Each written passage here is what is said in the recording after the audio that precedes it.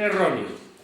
E por eso, desde este mismo fin de semana, vamos a intentar trasladar a toda a xente de Galicia que supuxo para Galicia 2 legislaturas de goberno socialista en Madrid, 7 anos de Rubalcaba como ministro.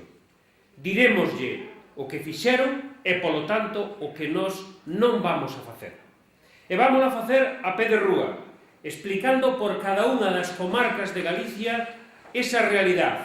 A realidade é que unha etapa que se iniciou con aquel Zapatero non nos falles e que terminou con unha sensación colectiva clara, que Zapatero sí lle fallou a Galicia.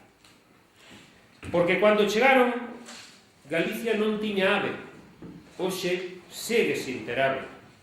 Cando chegaron, o IVA en Galicia era dun 16%.